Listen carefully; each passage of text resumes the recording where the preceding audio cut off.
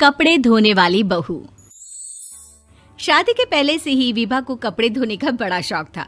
कभी नल के नीचे तो कभी तालाब के पास। अरे मेरी नीली वाली लुंगी नहीं दिख रही है। विभा की अम्मा, कहाँ रखी है लुंगी? अरे वो तो विभा ने परसों ही धोकर रखी थी आपकी अलमारी में, देखो वहीं होगी। वो ना मैंने आज धो दी, मुझे लगा कि गंदी हो गई होगी। अरे कैसे गंदी हो गई थी? उसे तो मैंने पहना भी नहीं। हे भगवान, इस लड़की के कपड़े धोने की आदत से परेशान हो गया हूँ मैं। जितना तो घर में राशन नहीं आता, उससे कहीं ज्यादा डिटर्जेंट पाउडर का खर्चा है।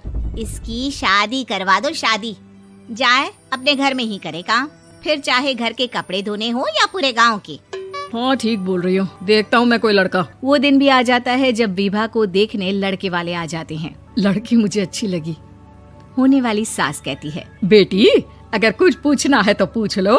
वैसे तो हमारी लड़की बहुत ही शर्मीली है, जो बोल दो वो मान लेती है, इसे क्या पूछना होगा।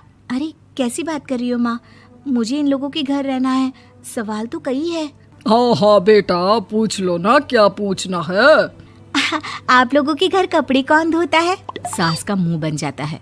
देखो, अगर तुम ये कहना चाहती हो कि तुम्हें कपड़े धोने नहीं आते तो सुन लो, कपड़े मैं ही धोती हूँ, लेकिन तुम्हारे आ जाने के बाद मैं रुमाल तक नहीं धोऊंगी। अरे चुप रहना भाग्यवान, बहू बेचारी घर आई नहीं, उसे डराना शुरू कर दिया।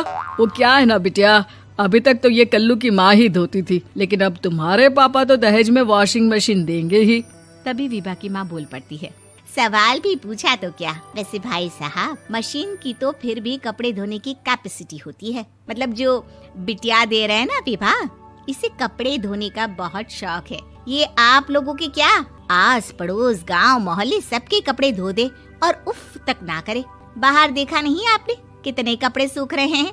सब हमारी बिटिया ने ही तो धोए हैं। बस भी करो ना माँ, शर्म आ रही इतनी तारीफ सुनकर।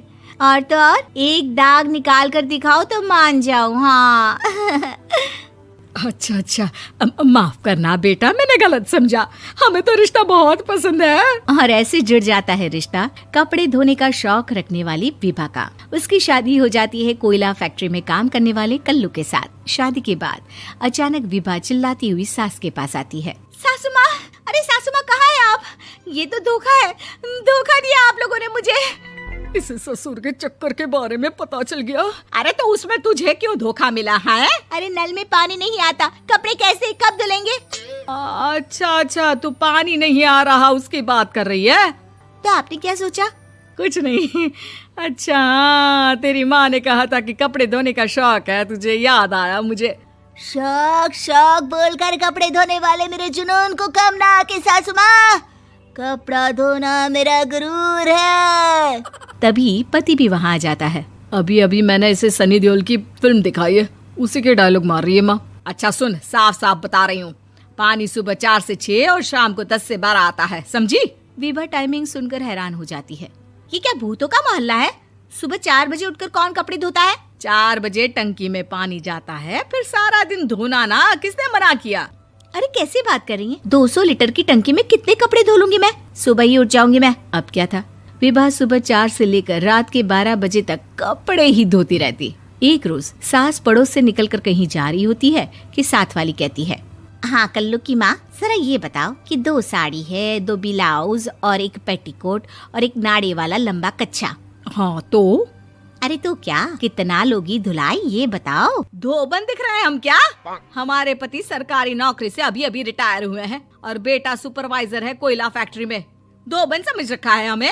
हाय रे कल्लू की अम्मा, माफ कर दो, वो तो मोहल्ले में यही सब बता रहे थे कि तुमने बहू को कपड़ा धुलवाने के काम में लगा दिया है। सास को पड़ोसन की बात सुनकर गुस्सा आ जाता है। वो घर पहुंचती है जहां घर के बाहर ही इतने सारे कपड़े सूख रहे होते हैं जितने कि किसी धोबन के घर पर। अरे ओ कल्लू की दुल्हन, बाहर निकल।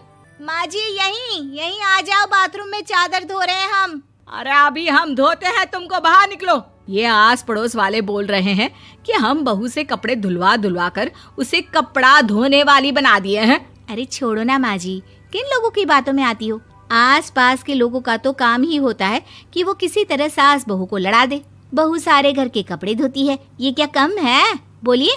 सास को भी लग जाता है कि वो बहू का ये सनकीपन नहीं छुड़वा सकती, इससे अच्छा है कि खुद ही चुप हो जाए। एक रोज सास और बहू मंदिर जाते हैं, जहाँ सास की साड़ी वहाँ खड़ी भीख मांगने वाली से मिलती है। माँ जी क्या बात है, आपकी साड़ी उस भिखारन से कितनी मिल रही है ना? हाँ हाँ देखो तो, दोनों की साड़ी मिल रही है। क्या बात है कल्लू की अम्मा, तुम खुद को तो अफसर की बीवी बताती हो और ऐसी सिंपल सी प्लेन साड़ी पहनकर घूमती हो। सिंपल और प्लेन नहीं है ये साड़ी। तो क्या सोने के धागे से फूल बने हैं? कुछ भी सासू माँ, कुछ भी। हाँ बने थे इस साड़ी में सोने के धागे से फूल। मेरे पति लेकर आए थे मद्रास से स्पेशली मेरे लिए 10,000 की। ताहे भाई साहब इस भिखारन के लिए भी सेम टू सेम साड़ी लेकर आए होंगे 10,000 की। सास उस वक्त तो कुछ नहीं कहती, लेकिन बहू के साथ घर आती है और अलमारी से एल्बम निकाल कर लाती है। ये साड़ी देख रही है, ये वही साड़ी है जिसे मैंने अभी पहना था। इस साड़ी में ये जो चमकदार फूल दिख रहे हैं ना, ये सोने के धागों से काढ़े गए हैं। लेकिन तू लोकल वॉशिंग मशीन ब्रश से घिस घिस कर सारे फूलों को निकाल कर साड़ी प्लेन कर दी। मुझे माफ कर दीजिए सासू माँ। और तो और, जब मैंने तुझे तेरी गलती के लिए कुछ नहीं कहा, लेकिन तूने तो सबके सामने मेरा मजाक ही बना दिया। क्यों? बहू को समझ में आ जाता है कि अब से उसका कपड़े धोना बंद।